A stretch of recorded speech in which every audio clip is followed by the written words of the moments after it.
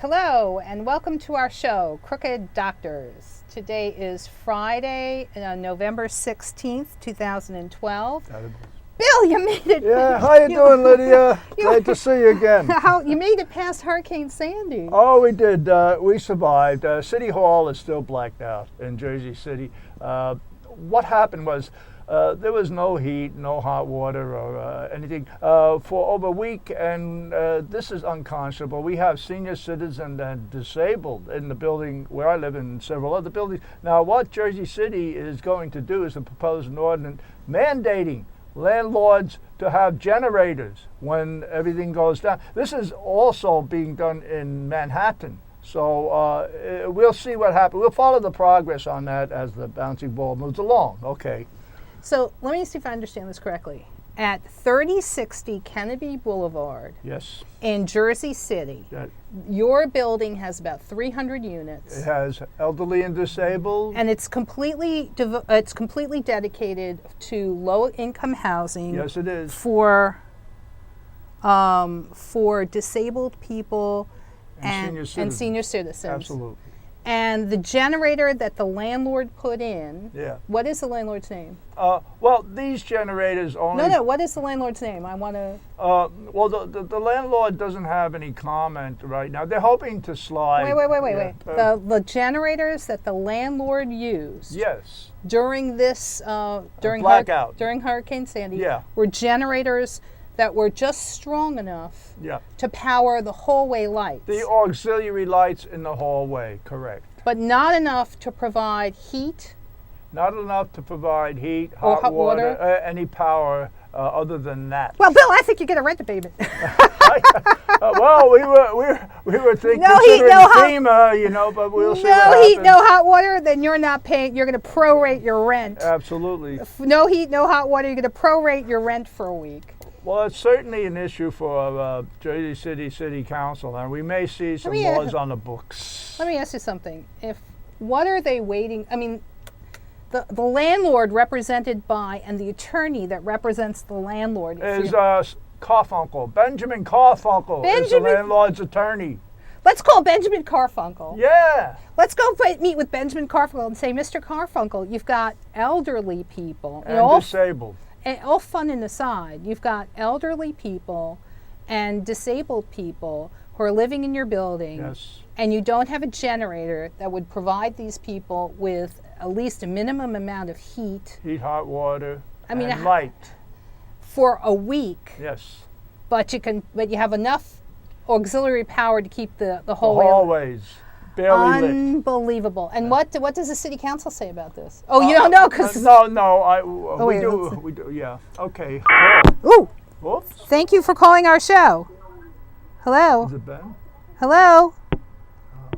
You're on the air. I guess you're not on the air. They may have screwed up. Okay. Well, we'll call us back. All right. If you'd like to call into our show, we're at 212-245-7273. The first thing we're going to do, and this is for Brooklyn. Yes. We'll get in more depth and detail. Sure. But so far you're okay. And we're okay now. All right, but we'll see what develops. There are going to be issues on this. I guarantee you. Go ahead. In Brooklyn, because Public Access TV, I got to get down to Public Access TV in Brooklyn. They're kind enough to broadcast me in Brooklyn. Nice? So we have life-saving news for, you know what, I want to digress for a minute. I'm going to call the Olympic tape recorder people. And I got to say, you should put me on a commercial. Yeah. Because the Olympic tape recorder is a life-saving device. Here's a caller again. Let's see. Hello, welcome to our show. Hi, how are you doing? I'm good. Thank you for calling in. Thank you. So, what question or comment do you have for us today? I wanted to know who did you vote for? Oh, well, that's a private issue. You're not allowed to say. Yeah, that's a private issue. Ain't no private issue. Okay, well. So be it. It's the lesser of two evils. Yeah. I mean, I decided what I would do is follow in the path of City Council Member Darren S. Sharif. Yes, absolutely. Who's an independent, and that I would follow in the footsteps of New Jersey State Senator Brian Stack. Brian Stack. And I would take to heart Governor Christie's recommendation Sure. that you work with the people who are trying to do the right thing. Sure. So and so it's less about party affiliation. There's a lot that I don't agree with, for example, that the Republican Party stands for. Oh, sure. All of us have that. Go ahead. And there's a lot I don't agree with the Nassau County Civic Association. Sure. But the Nassau County Civic Association and I, they're the conservative group. We don't argue about the issues that we disagree with because we have very fundamental issues about crime and corruption. Sure. So you're looking for people that are trying to do the right thing. What I'd like to say is, I was questioned by a reporter one time, Jersey City politics. Well, this is Hudson County, the Democratic machine. And without basically honoring Republicans or Democrats, a reporter asked me, they say, what's the basis of corruption? I said, you got one party. You got a machine, and you don't have two-party system in Hudson County. That's why you have the corruption. Well, basically, that's the issue. We have to have two-party system in order to counter views and to counter corruption. And I believe that's a great issue. Go ahead, Lydia. And I got to tell you something. One of the things that I discovered in Hudson County is that there is no there is no Republican Party. There is no. It's a machine. The Republican Party doesn't exist. It doesn't exist. For all intents and purposes. And that's why you have the corruption. We had the FBI sting and all those things. But this is what's going on. Look, Chicago, Mayor Daley, you had the same same principle.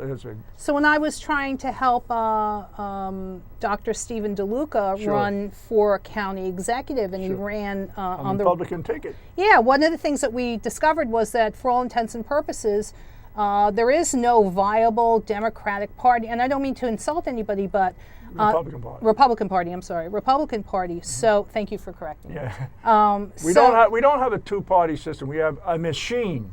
Right. And that's the worst politics you can have. So rather than getting upset about it, what I figured is that's a tremendous opportunity to build a Republican Party. Sure. In these historically Democratic states. And one of the things that Patricia Waiters is trying to do, and the questions we get from the African American community is, historically, the African American community always voted Democrat. Well, you see, let me say one thing about that.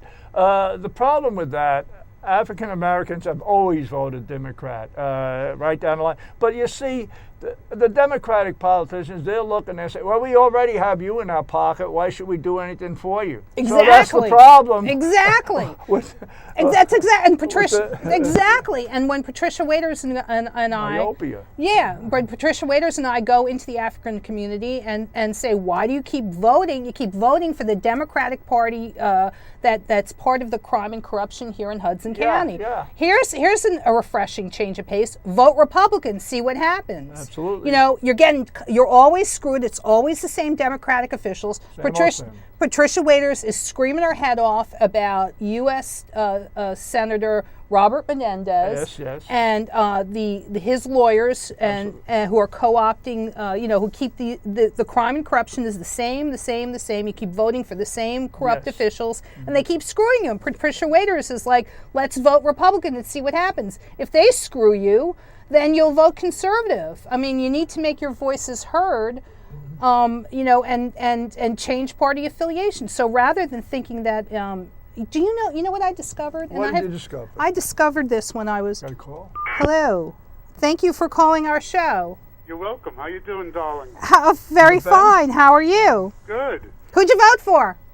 I didn't vote. I don't vote. It's none of my business. I don't want to. None of my business is the answer. I don't want to have to go to jury duty. You don't want to be registered. What's your question or comment for us today? I have a few comments, as a matter of fact. Okay. Number one, where's Bill's baseball cap?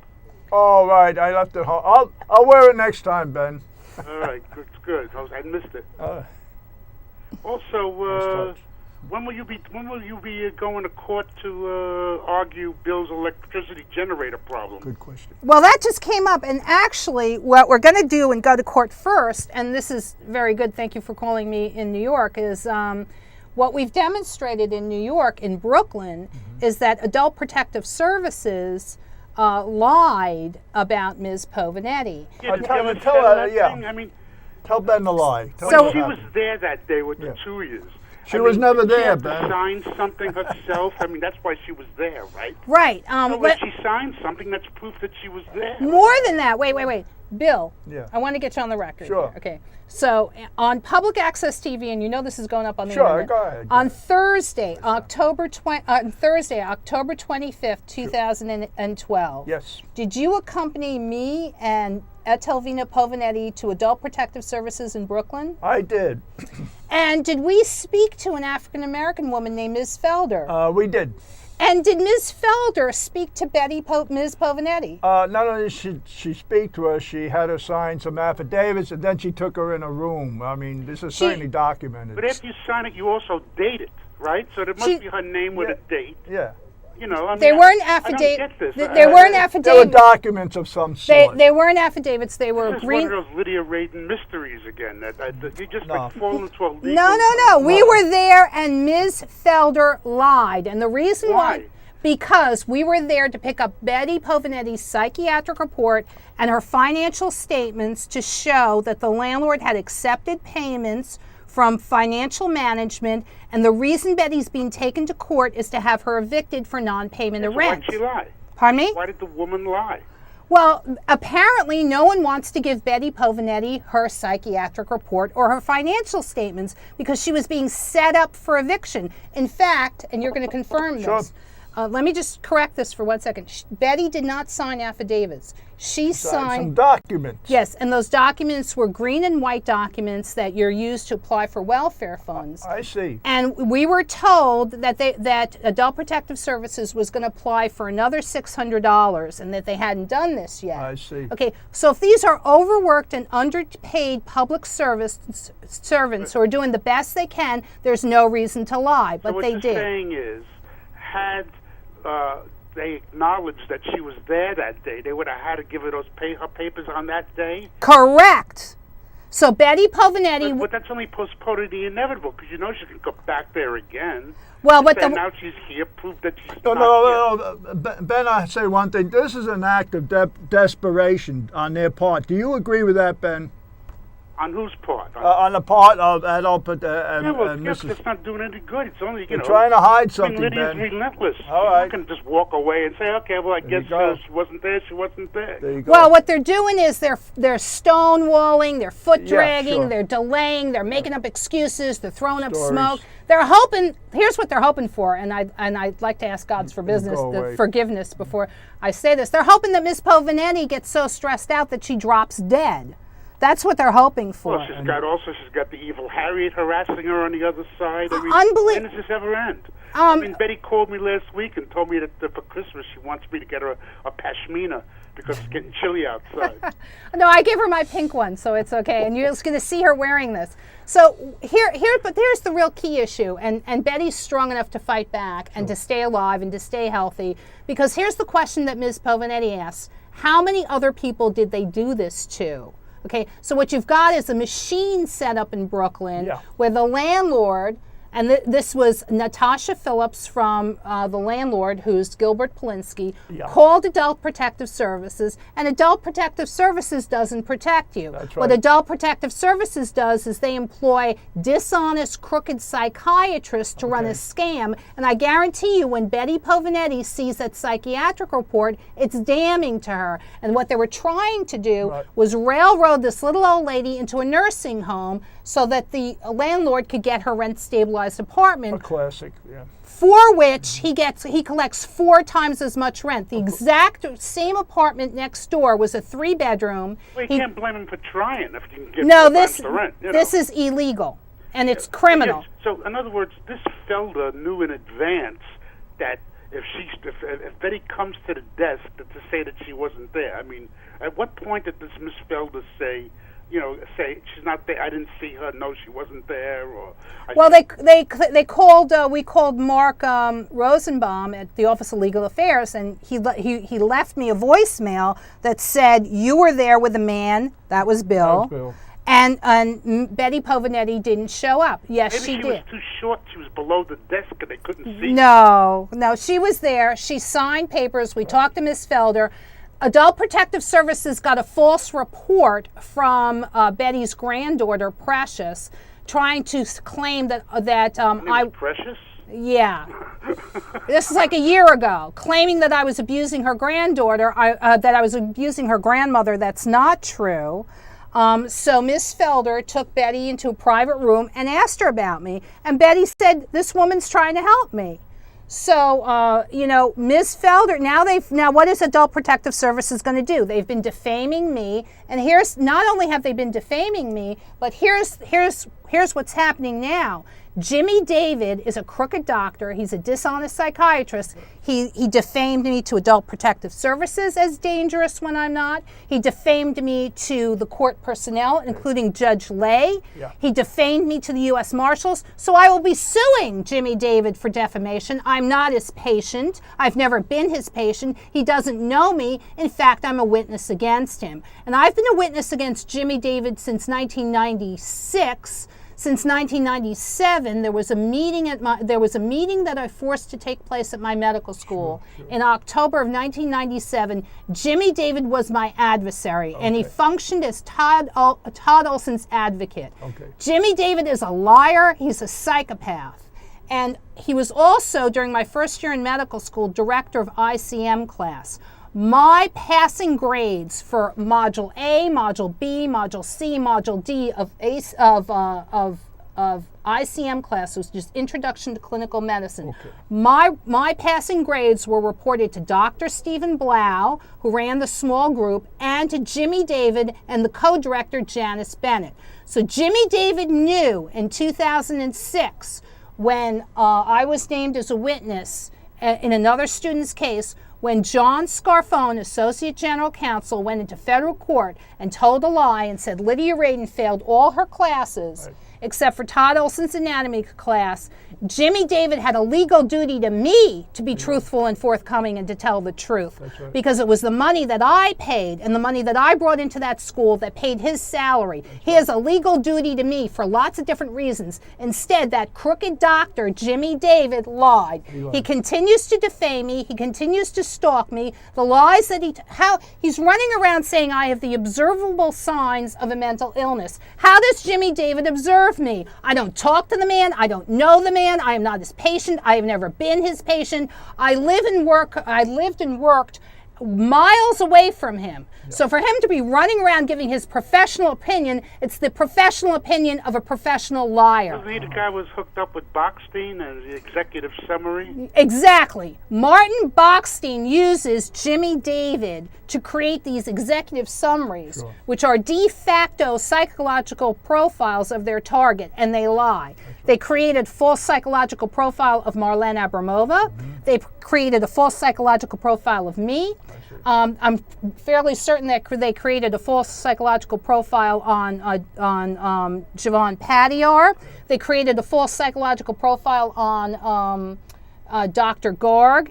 And the reason why the federal government is all bent out of shape is for two reasons. One, when I went to Congress to talk to them, I told them that in my case, there's ample, irrefutable evidence to have a federal student loan program pulled from the school forever. Okay. They're committing fraud in my case and in Mike Tyberg's case.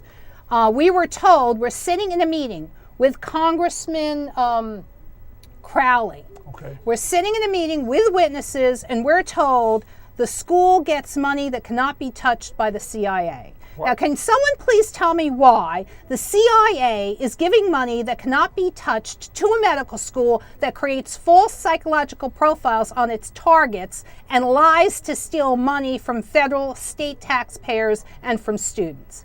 Then and I'll tell you why. Why? So you're establishing a scholarship for CIA. No, the CIA is supposed to be a foreign intelligence gathering agency only. Not look for at domestic. Petraeus, look what he was gathering. And not for domestic use. And the reason why the powers of the CIA were limited was because in the Church Commission hearings in the late 70s, they were outed as the thugs they are. Okay, so somebody has to explain this to me. And remember, I was persecuted by the school for years where they tried to falsely characterize me as a terrorist. I'm not. So whose sensibilities are we playing to? We're playing to Israeli sensibilities. And frankly, I've had it. Most recently, because we got to get into. Yes, let's move on. Wait, here. no, we're Go not ahead. going to move on yet. All right, go ahead. I was What told. happened to Pauline Roman? She ever fixed that hole yet? Another week? Oh, we're getting to her too. Yeah. And she's got. If her kids get sick, you could sue the landlord and say, look, because of that hole, my kids are sick. Yeah, no, we have corrupt officials in common. But the other thing I wanted to stay on point just for a second. Yesterday, I was persecuted at the United States Attorney's Office, and we went to the U.S. Attorney's Office in Trenton because we were in Trenton for other business. We were there. I was with her. You were with me. The U.S. Attorney's Office is on the 4th floor. Now, as an American citizen, I'm supposed to be able to go to any U.S. Attorney's Office and make a complaint. Sure. They refused to take my complaint, and then they made a false complaint to the U.S. Marshals claiming I was harassing them. I was not harassing them. That's right. They recommended that I go to the FBI. Now, here's their problem, and I explained this to, and we're going to use her name. This is her name? Lauren Lauren? at the U.S. Attorney's Office. Lauren.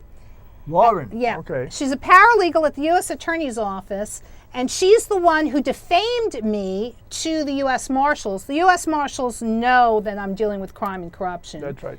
She refused to take my complaint. Her supervisor recommended that I go to the FBI, and I explained to both of them, I can't go to the FBI. One reason I can't go to the FBI. Why? Well, actually, I've been there a number of times. Doesn't feel like you visiting Elmhurst Hospital. Yeah. The FBI has been creating and maintaining false records on me for years. A fiction. And they're in big trouble. Yeah. I went to them in 2008. They refused, before I was prosecuted illegally, they refused to help. I went to them in Washington. Yeah. They refused to help. And here's the problem with the FBI. You're lucky Margaret they didn't talk to the Spelling, Marshal's office. Margaret Spellings lied to the FBI. Okay. So in May of 2007, Sure. Congressman Miller had an open public hearing in Washington. Okay. I went to that open public hearing. I was sent by my congressman, Jay Bott, who's president of the American Medical Students Association, was there. And I spoke to Margaret Spellings, and I also followed up with Miss Spellings. She was the U.S. Secretary of Education, and it's her job when I demonstrate that this school refuses to give a student their records and refuses to allow a student to correct their records. It's her job to pull all programs from every agency from that school, including the CIA. Okay. So what Margaret Spellings did was she sicked the CIA. She sicked the FBI on me, claiming that I was harassing her. That's the propaganda that Yeshiva University uses. Okay. So Margaret Spellings lied to the FBI. Why go to the FBI with something like that? Because you don't go to the FBI. I mean, when you go to somewhere else, local cops. Well, we started with all that. Remember, I went to the local police. The local police went to this. So they keep kicking it up another level. All I have to do is show that I went to city, county, state, federal agencies, and I'm being persecuted for 25 years now, and it almost cost me my life. So we're not talking about harassment and stalking now. Now we're talking about premeditated attempted murder, conspiracy to commit murder, fraud, conspiracy to commit fraud. These are very serious crimes. And in Jersey City, when I tried to check my records at the public defender's office, they deliberately removed from my file my application for a public defender, because that application shows that I explained all this to Judge Rodriguez in June and July of 2008. And had Judge Rodriguez enforced the law, I never would have been physically assaulted and almost murdered later. That's right. So, and Pauline Roman. 5 herniated discs and the pinched nerve damage. Exactly. So it's not about getting lost in the details of each episode of persecution. For the trees, yeah, sure. What this comes down to is that an episode after episode after episode, it's Martin Boxing and Jimmy David. And Jimmy David won't stop because he's a psychopath until I put a stop to it by suing the hell out of him for defaming me. I've pretty much had it. But the bottom line is, Margaret Spelling told the lies that were put in her mouth. Colonel Fetterman, an attorney at Admiral Mullen's office, told the lies that were put in his mouth. I had Lieutenant Colonel Kevin Admiral go in and talk to him, and then I talked to Lieutenant Colonel Kevin Admiral, you're harassing us, you're harassing us. No, I'm the one who was harassed. That's right. I'm the one who's been stalked. I'm the one that was almost murdered.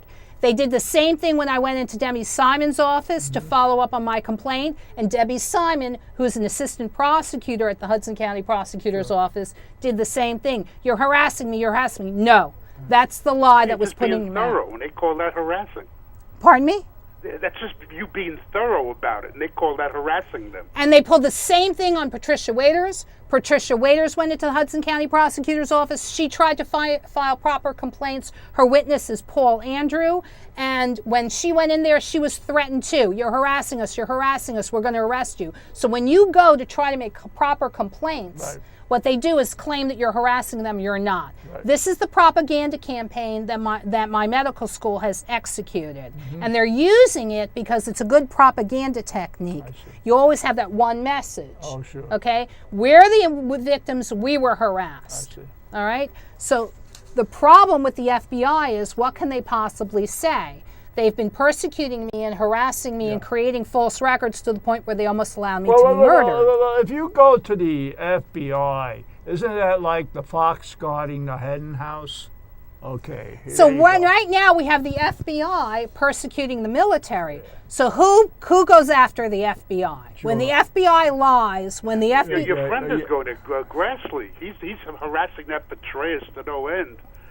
Well, Senator Grassley does have subpoena power, Yeah. and Senator Grassley can have open public hearings. Sure. So let's have Senator Grassley have some open public hearings. Let's see what happens. I'd like open public hearings, and I have people approach me and say, when you're called a terrorist, Lydia, this is not just about you. This is about all of us. Oh, sure. This is being falsely accused of being a terrorist is Yeah. now the new McCarthyism. Yeah, well, sure. That's the old red baiting tactic. There's a commie under every bread, So There's here a we go. there's a terrorist under. Better dead than red.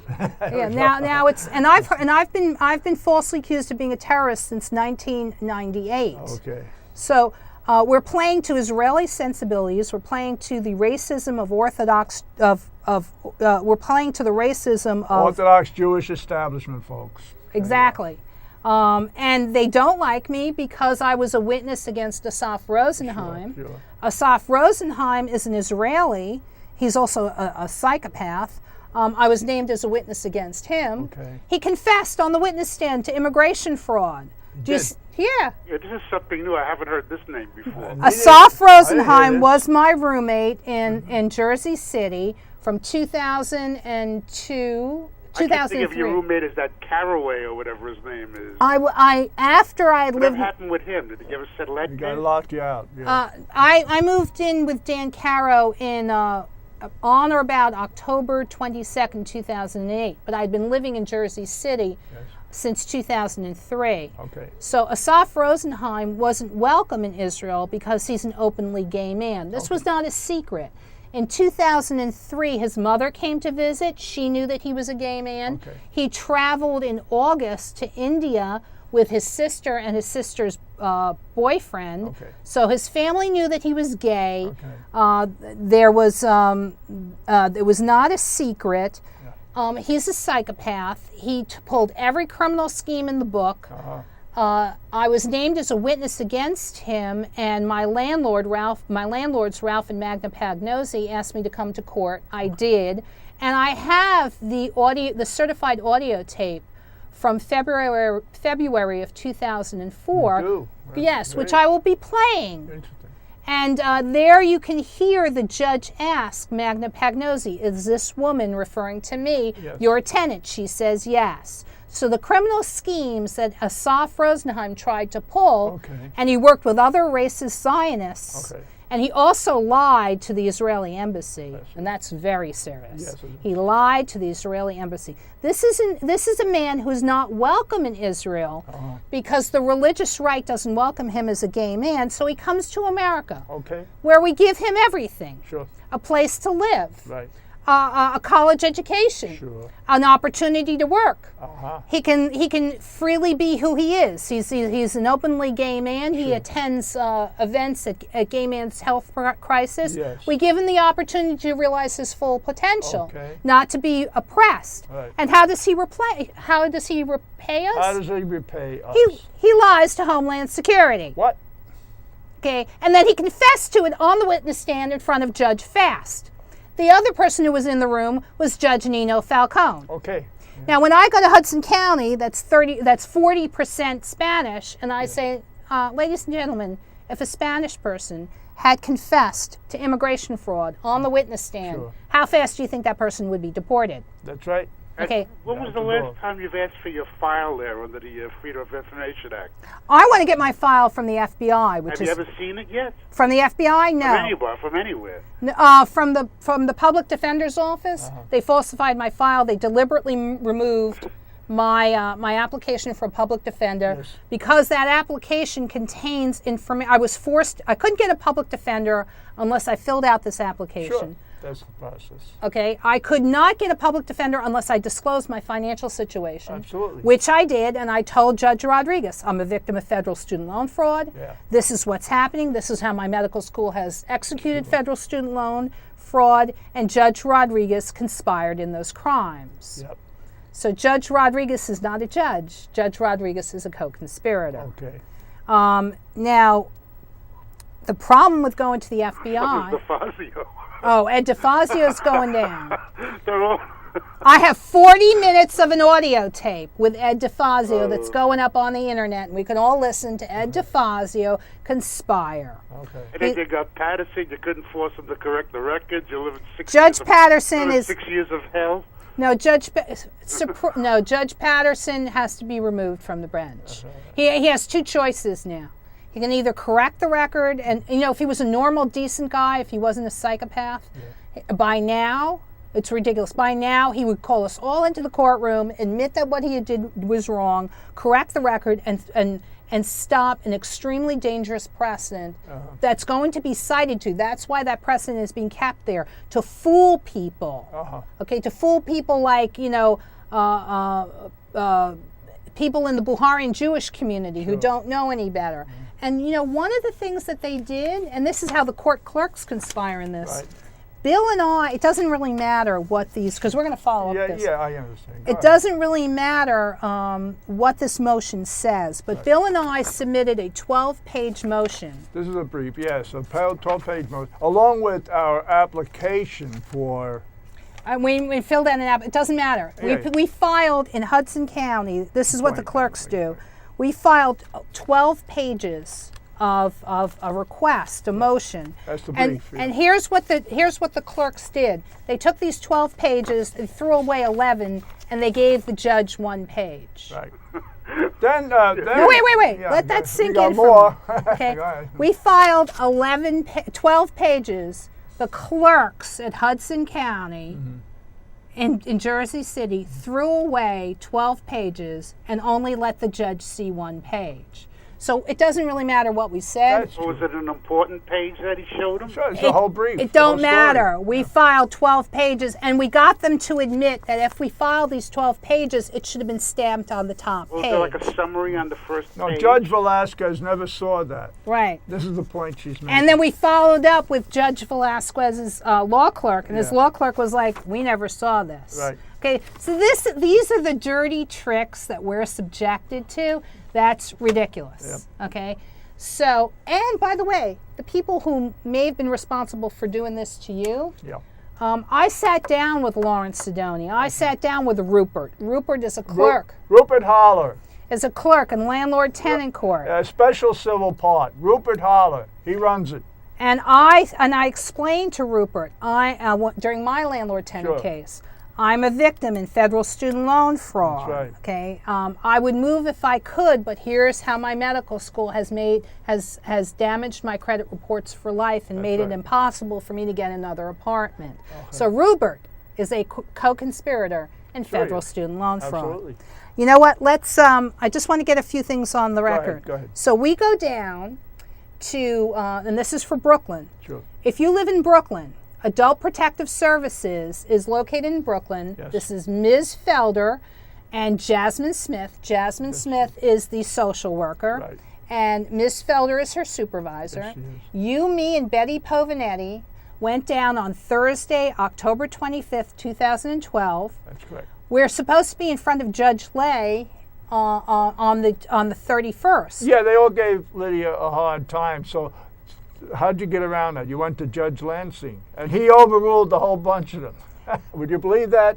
Thank you, Judge Lansing, Yeah, and also Michael Chung, his law clerk. Right, and we're going to have to make a nice letter to Mrs. Povinetti. Insists that we write a nice letter to the Bar Association thanking Judge Lansing for being an honorable man, and also Michael Chung, and also for his law clerk for being an honorable man. But the most useful piece of information that we can give to Brooklyn today is if you go down to Adult Protective Services and you have to deal with Ms. Felder, Ms. Felder lied. She did. Okay, and you were there with us. I was there. We went to Adult Protective Services about 1:30 in the afternoon. That's right. We had to sign in. I'm not sure if Betty signed in. I know I signed in. Yeah. That's probably the false record, that they're trying to misconstrue. It's been doctored, but go ahead. Ms. Felder came out. She had Betty fill out an application for more funds. Right. And that application was in green and white. Yes, it was. It was signed and dated by Ms. Povinetti. Okay. Yeah, but she was there to get her paperwork. Right, To get more funds, right? Well, she was asking you for financial statements to show the judge that the landlord had accepted rent payments from financial management, so she should not be evicted for non-payment of rent. Right. She was there to ask for her psychiatric report. The psychiatric report, she has a right to see that they used every excuse. Every trick in the book.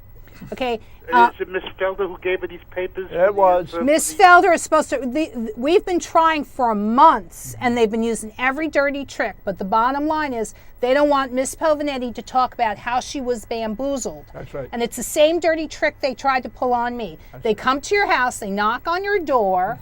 You have to talk to me. No, this is what they did through psychiatric services in Jersey City Medical Center. They knock on the door and they say, "You must talk to us." No, I don't.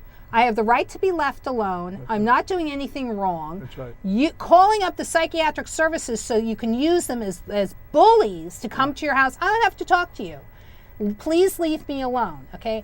Unless I am imminently suicidal or I'm imminently homicidal, I don't have to talk to you. Now, you see, Jersey City Medical Center, the ambulances and the doctors there, they can do things that cops can't do. Cops need a court order. Can't. But for some reason they do it. They pick you up. They they can't. Well, why are they getting away with it? They're getting away with it because people like me and people like Miss Povinetti don't put a stop to it. That's why we're dangerous. Because They're the ones who manhandled your mother and her boyfriend, right? Exactly. And this is Michael Stewart lying to Debbie Simon. We have the right to hold you based on history at the hospital. The history at the hospital was fraud. That's a standard. Okay. Line. The history at the hospital is fraud, and this is the case against Judge Rodriguez.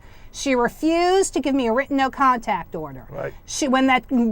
Her bogus verbal no contact order was violated in early August of 2008. Verbal don't count. So let's move along. That's garbage. Okay. So this is that. Judge Rodriguez. Okay. She's the one who's responsible for this. She gives me this garbage verbal no contact order that's worthless. Okay. Okay. I go. In early August 2008, when I go back, she instructs me, come back each and every time that your landlords violate my bogus verbal no contact order, and I'll enforce it. So I go back to Jersey City Municipal Court, room 18. They refused to take the complaint illegally. Yeah. Okay. Had she enforced her quote unquote verbal no contact order, I never would have been physically assaulted and almost murdered. Well, sure.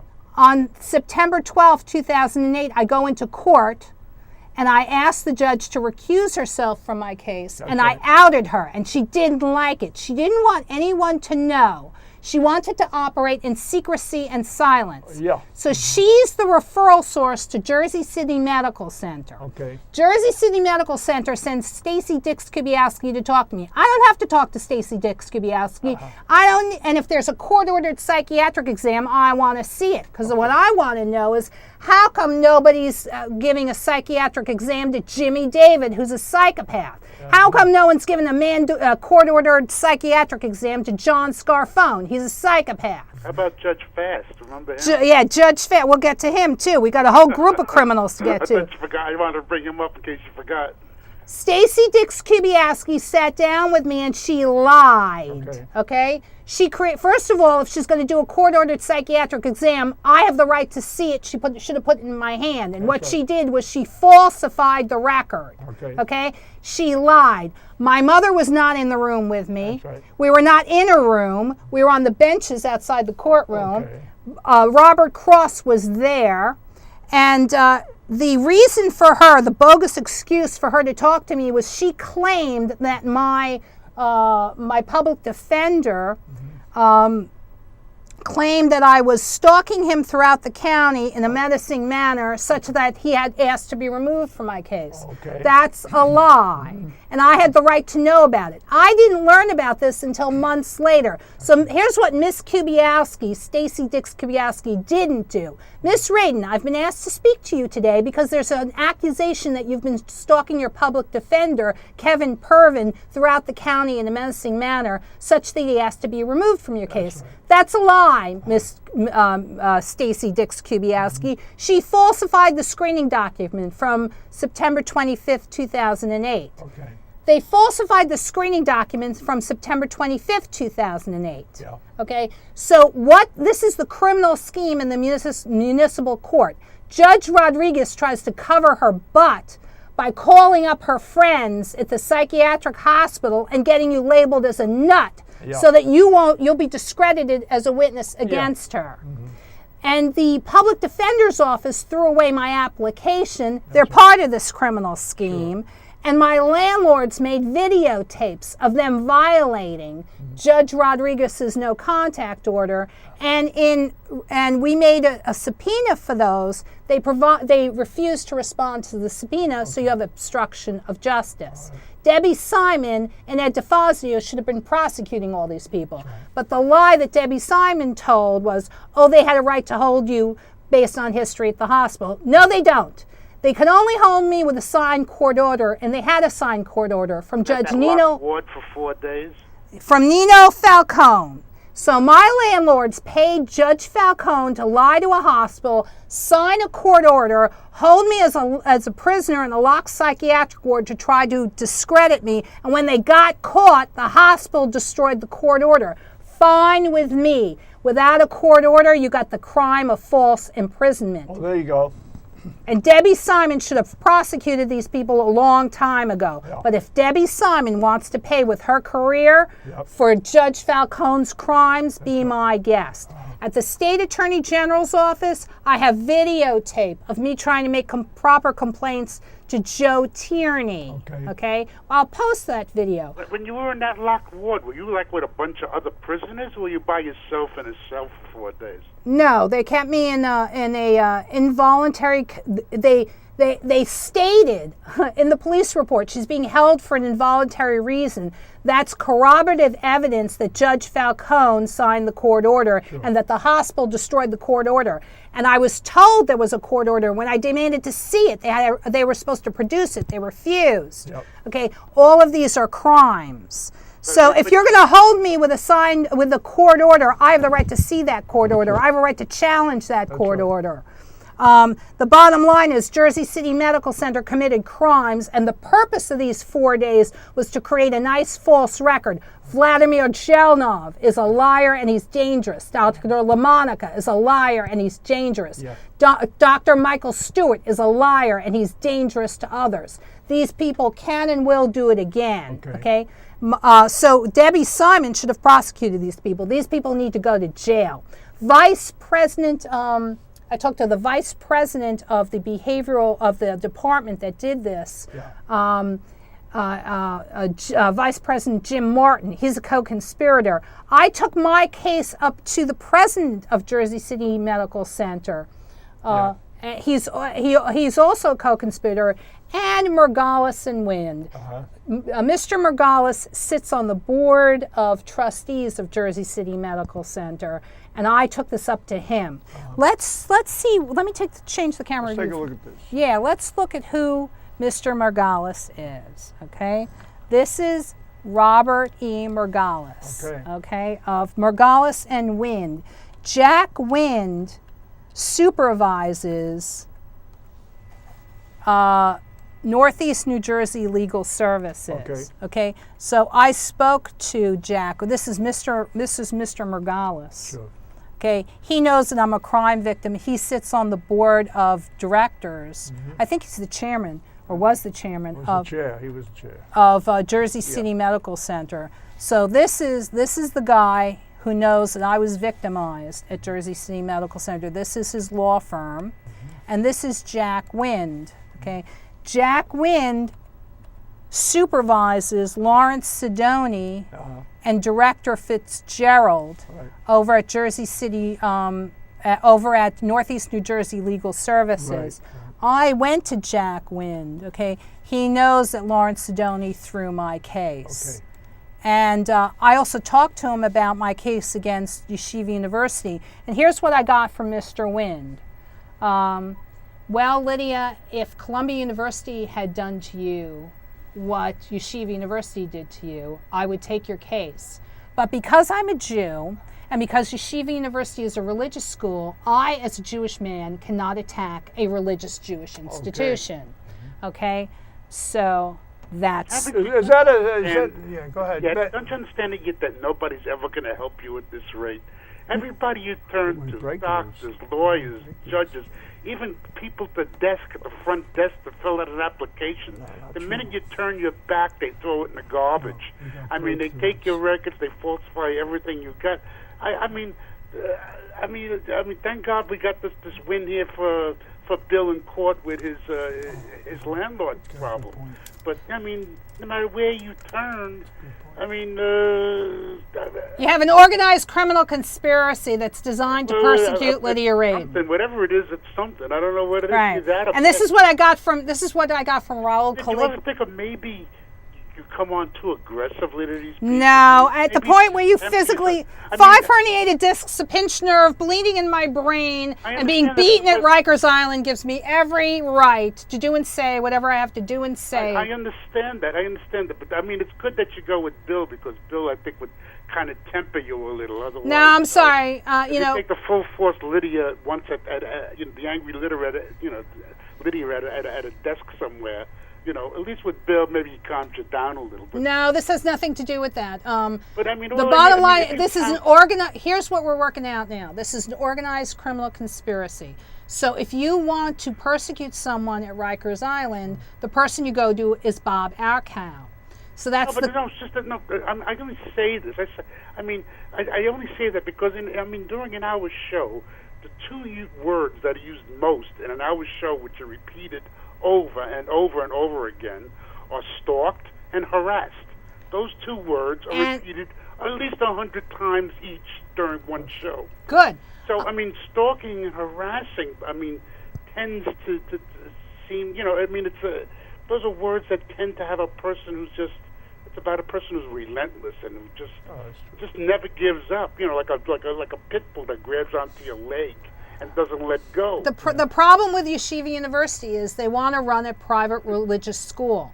There's no way for the rabbis to run a private religious school unless they teach religious... Well, wait a minute. Well, this is the fundamental... This is the root of... Wait. Yeah. Because we're coming to the end. Yeah. This is the root of the problem. Rabbi Lamb and all the other rabbis at Yeshiva University don't know what to do. Okay. Because if religious studies were not taught at Yeshiva University, why would you go there? Okay. Their selling point is we're a religious school. You come here and we teach you religion, and then we also teach you secular studies. Okay. So what the problem for Yeshiva University, the root of the problem is they're running a religious school. They pretend to be non-denominational in their medical school when they're not. They want the cash cow of the medical school. They want the public money, but they also want to run a private religious school where they teach hate. Okay, that's what they teach at Yeshiva University. If you are not an Orthodox Jew, if you are a conservative Jew like Diane Persky,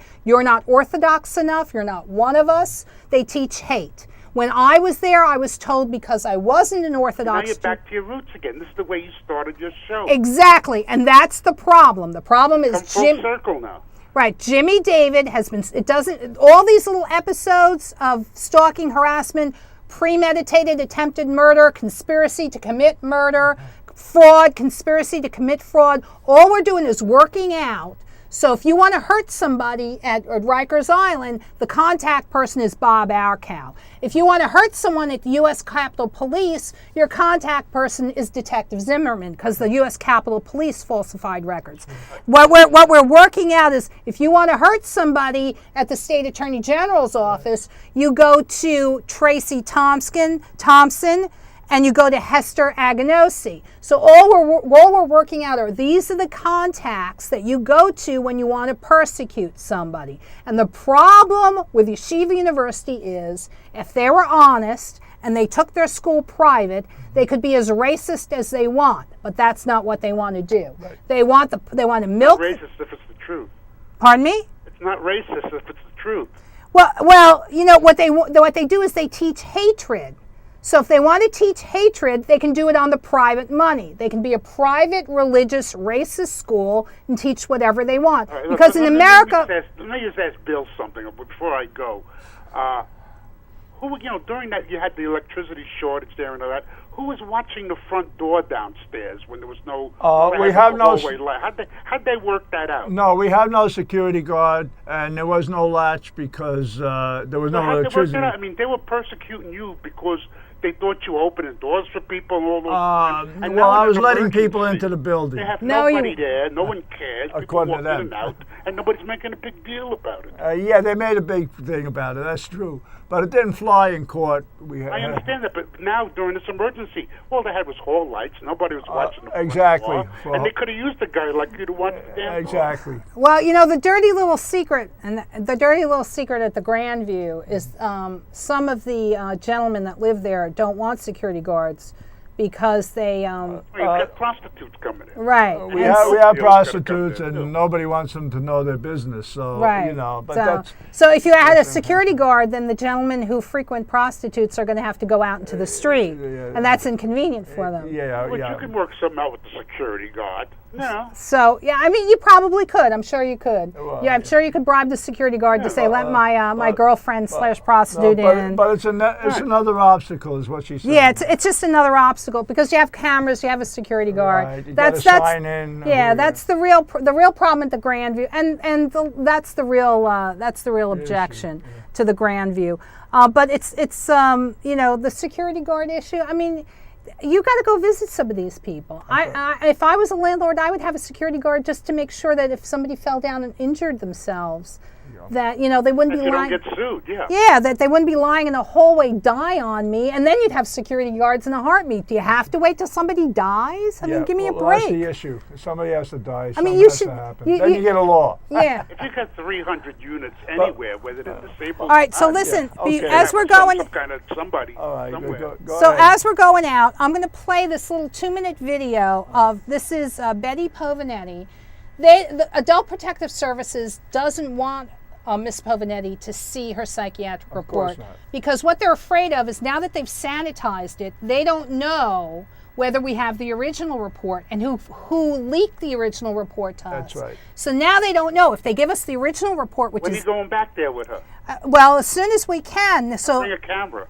Yeah, and this is the way our government works. They don't want you to bring a recording device because then they're going to catch you lying. Right. So we pay taxes to fund a government that lies and that tells you, oh no, we don't want you to bring any kind of... you have previous camera problems already at the marshal's office. Well, no. You don't want to compound the crime. I actually have video of us going there, but the bottom line is Ms. Felder lied. So why is Ms. Felder going out of her way to lie? Because she's doing somebody else's dirty work. Okay. So when Ms. Felder pays leaves with her job and her career to do somebody else's dirty work, That's right. that's when the crime and corruption will stop. That's When Lawrence Sidoni, and I guess we're going to do this on our next show, Right. when Lawrence Sidoni, because this is irrefutable evidence that I gave to 5 Jersey state senators yesterday, Yes. that shows that Lawrence Sidoni deliberately threw my case, That's right. that shows that Judge Fast is engaged in crimes against me. So I've got 5 Jersey City senators who sit on the Community and Urban Affairs Committee. New, but instead of New getting Jersey the senators, the state of Yeah, New the Jersey. state not, of New Jersey senators. Not Jersey City senators. Sorry, state of New Jersey. Instead of getting this fellow fired, why don't you just get Bovanetti her papers? You know. Well, exactly. So we went down there and we said, could we please have her psychiatric report and her financial statements? Can't give it to you. And they jerked her around, and it's, making up stories, sandbagging and all that, sandbag, foot dragging, delaying. And Betty Povanetti is strong enough and smart enough to talk to Judge Lay directly and say, give me my psychiatric report. right. Because if it's benign, you shouldn't have a problem giving it to me.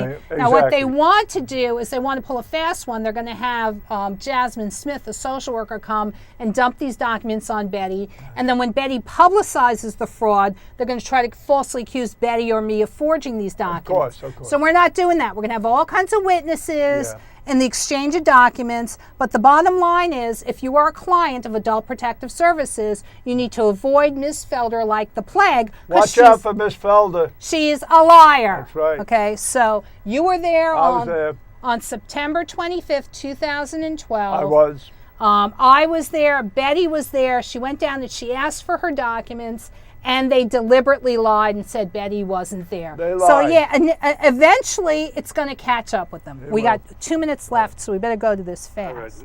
So let's go to little Betty P.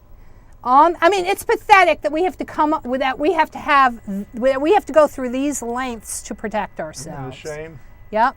So this is little Betty P. Let's play this. I got about 2 minutes left. Whoops. Let me see where I am. Hold it. Wait. I want to stop this for a minute. Hold it. Okay. Wait. Let's go back to the beginning. And where's my name?